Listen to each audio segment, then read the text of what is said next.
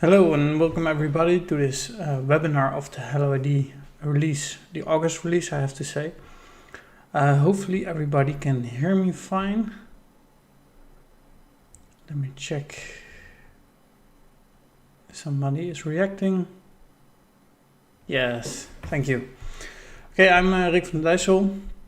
I'm the product owner of HelloID, and in this webinar we're going to show the new features of the August release. I already prepared a poll. It's in the chat. There's a link where you can press on, and there you can vote on your features which are the most important one for you. So I will explain more of that feature if the votes are higher, and I will start with that depending on how many votes there are. Also, I'm going to do my own order, but I think it's nice to do in order of people like a certain feature. But first off, I have another announcement or a thing which is also communicated on the roadmap, but it's more in general, and that's that we deprecated Internet Explorer 11 support. So that means that we are not going to test our new features and security for Internet Explorer 11. We're not going to change anything, so if it's currently running, it should be running, but we don't test it with new libraries or something like that because it's really difficult to maintain currently. So keep that in mind. If you're still using Internet Explorer, please upgrade to a different browser like Edge, Chrome or Firefox, which are safe to use, or Safari of course. So that's the first of my things. So let's go to the poll.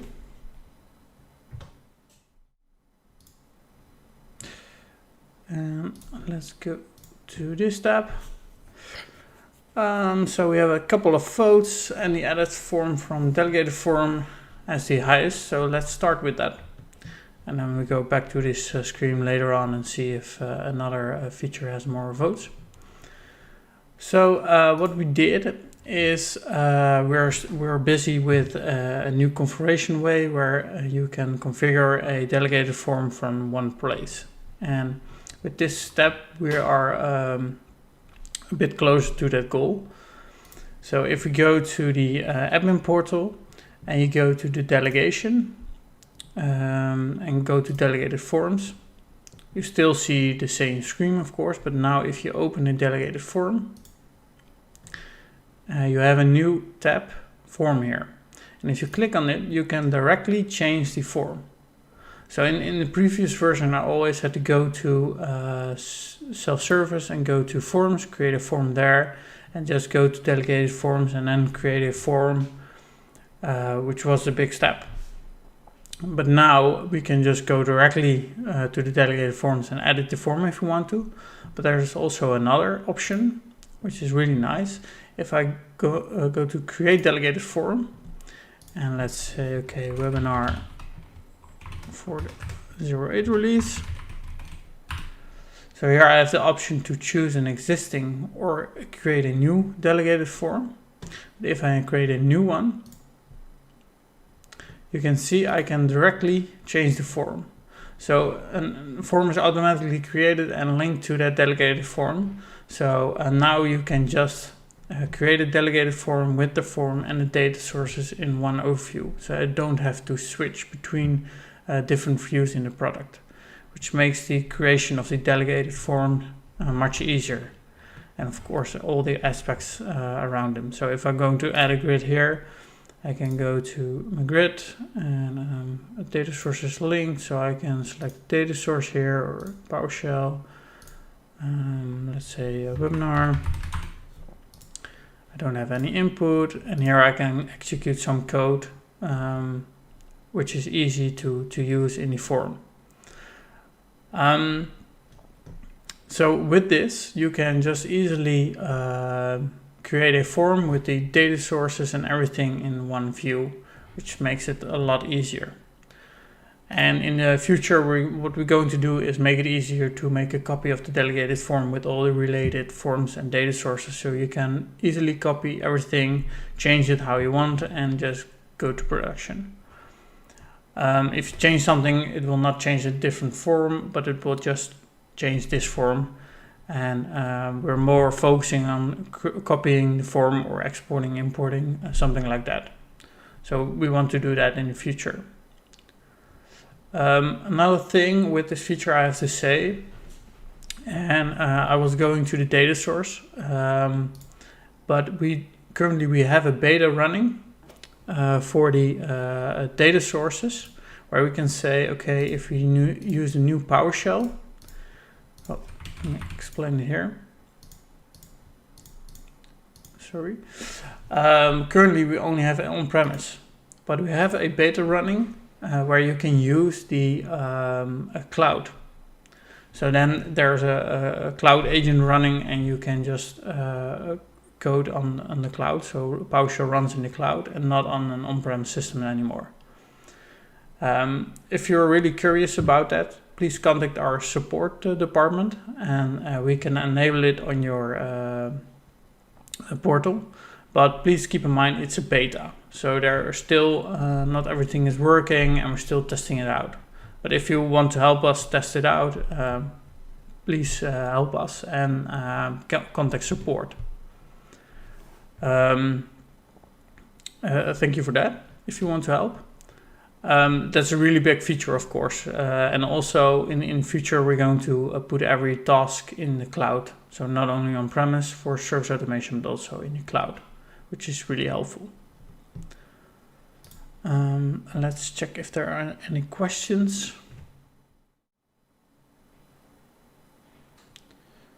No, I don't see any questions. So let's go back to the presentation. So just for notification, all the other parts that are in the form are still here, but they're just inside a tab. So you can do everything you want in here, then it's the same as creating a form here.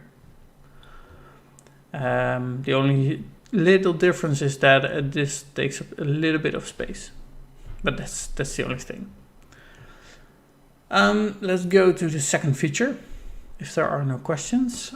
We have received specific incident notification and advanced source import schedule with the same votes. So I'm going to do the advanced source import schedule, and then go to the receive specified incident notifications. And let's go to provisioning. Oh, there's also a new icon here. So this is still provisioning, but this icon corresponds with the icon on the website. So we updated it. But it's just still the same for provisioning. So we got some good news for provisioning. In the previous version, you had a import. So you could schedule an import, and it's just once per day, and the option was here. But now this option has been removed, and we have a new item here, which calls schedules. And with this, if we go to this, we can create multiple schedules. It is limited by 3 per day. So I can create up to 3 schedules and not more. And if I do more, then I will get a notification that I reached my maximum amount of schedules per day. But there's a big difference. Normally I could just import or schedule an import for one system, but here I can do a scheduled import of multiple systems. So I can select my available or my systems here when I want to import it. Also, we have this nice graph of the timeline where you import and how busy it is on the platform. So it doesn't mean it doesn't run, but it could be that the performance is slower on these times. So if you see here from 2 until 4 o'clock, it could be the performance, it could be a bit slower than something like 5 o'clock. You can still select them, of course, so no problem, but it just gives a little bit of information how it works and what you can expect. So the chance of, if you click on 3 o'clock, the chance of getting something a start time of 3:30 or 3:45 is a little bit higher than we have here. Also, you can change if you want to run an evaluation or enforcement. Or think an evaluation, sorry, is always mandatory, but an enforcement is optional. So if you're just using a daily schedule currently, what you can do is if you say, okay, I want to use both the systems, or just one system, of course, could also be the what you want, but I can disable enforcement. And on my second schedule, I do not import the system, but I only run enforcement. And what this does is this gives me a summary of what's going to happen. So if I start this at 3 o'clock, maybe I have to do something like, let's do 3 o'clock. And I will get an email around maybe 4 or 3:30 that this is going to happen. And if I have with my second schedule, I said 8 o'clock, 7 o'clock, and I run an enforcement, then the actual summary will be executed. Because no changes are there in HR, I'm not importing any system, but the changes are going to be executed. So with this, you can receive a summary, and then later on you can execute it. So if you really see something which is alarming inside the summary, you can just disable the schedule or remove it, and it will not run. Of course, you have to work before 7 o'clock, but you can also set other times. There are some other limitations in this system.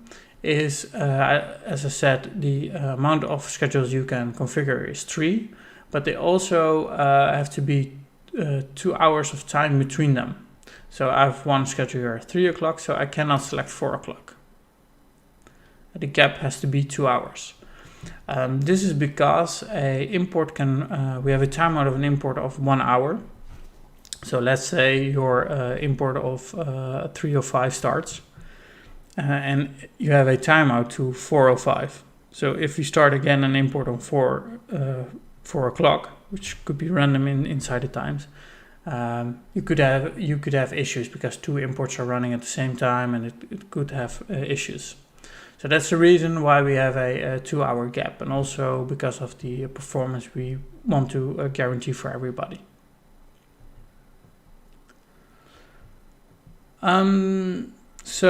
The order of system is also important in some cases. I don't think in most cases it doesn't really mind, but if you have something in your PowerShell which has to be executed before the other system, you can use this. So you can say, okay, I want flexible before the HR system or after that.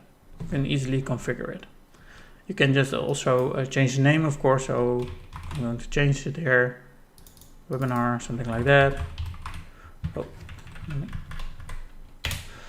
spell correctly. You can change it.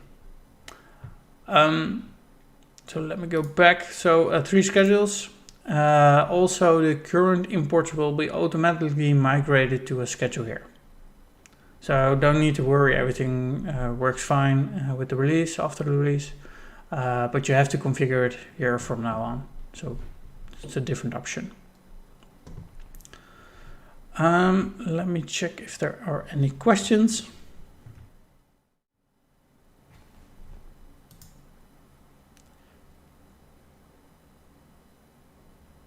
Oh, yeah, there was a question, but it was for the previous version. Selected existing data source will not come back.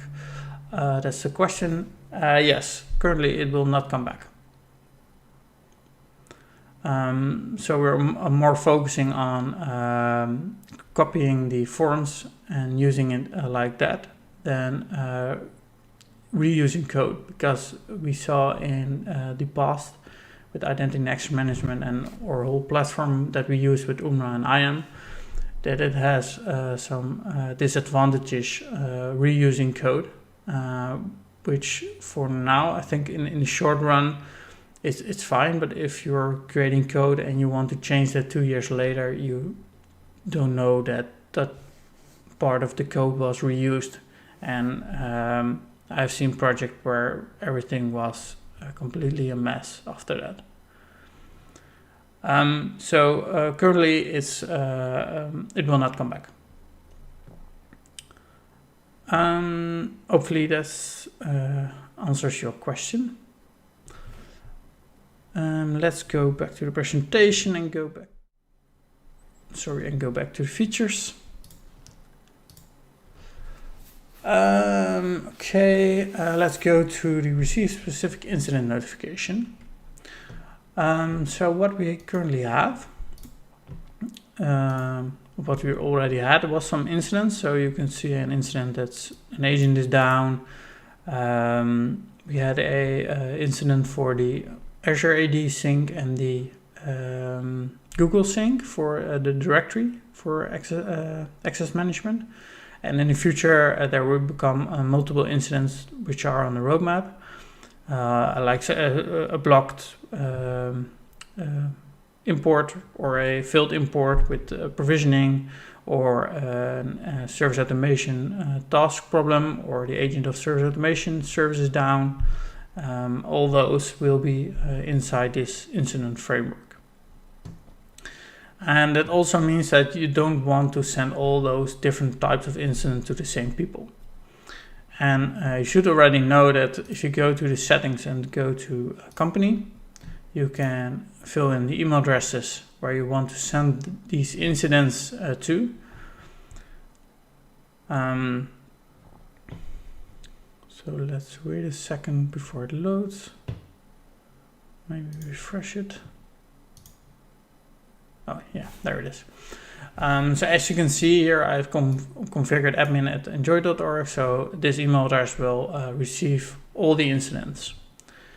But now we have an option where we can specify what type of incidents we want to get in our mailbox. If we want to change that, we can of course add a new email address or select or edit a existing one. And here I can say, okay, in this case, some incidents have a domain AM tag. And that's also the one that you saw with the agent was domain AM. And if I press this, I will only receive, and save of course, I will only receive the incidents of the which has the tag domain access management. So that those are the things I just mentioned and the agent which is down. The other tag we have is domain global currently, and global is also a new feature, so I can add this as well. And that's a new feature, which is when we have an issue in HelloID and it's on the status page of HelloID, we will also show this in the dashboard. And if you're registered on this global tag, or don't have any tags at all, because then you get all the incident notifications, you will receive an email that something is down or wrong, which is of course the text that we put in the status page. So you don't have to subscribe anymore on the status page, you just have to put in an email address and the incidents, and you will receive notifications if something is wrong in HelloID as a portal, but also in your particular portal if something is wrong with the environment, we cannot connect to a system and things like that. So we're going to expand this this feature a lot in the upcoming months. Also, I have to mention, if you are adding two tags, it's an OR situation. So you receive all the incidents notifications of the domain AM and the global. So the condition is OR. So it's not and global and domain access management. So you cannot say in future we will have something like an agent tag. Then you cannot say, okay, I want to have all the agent incidents with only for the domain AM. Then it's, if you have domain AM and the agent, you will receive all the notifications of access management and all the notifications of all the agents. That's a difference that you need to know. And I can just save it, and then both these tags will be entered here. Let me check if there are any other questions regarding this.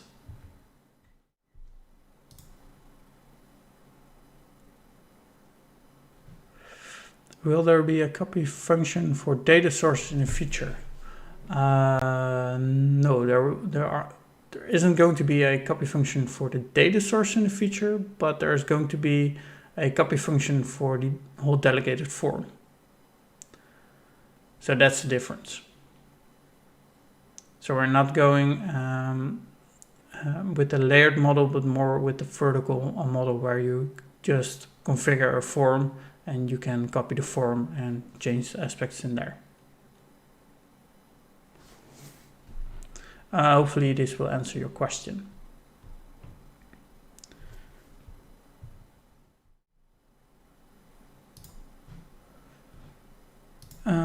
Let's go back to the poll. And then we have the volt delta snapshot filtering. Now let me go back to provisioning. So if you're importing, of course, we already had the snapshot view and also the changes in the persons that you can see. Let me check. I think this has some updates. Oh, sorry, that was feature already. I don't know if this one has updates. Let me do this one.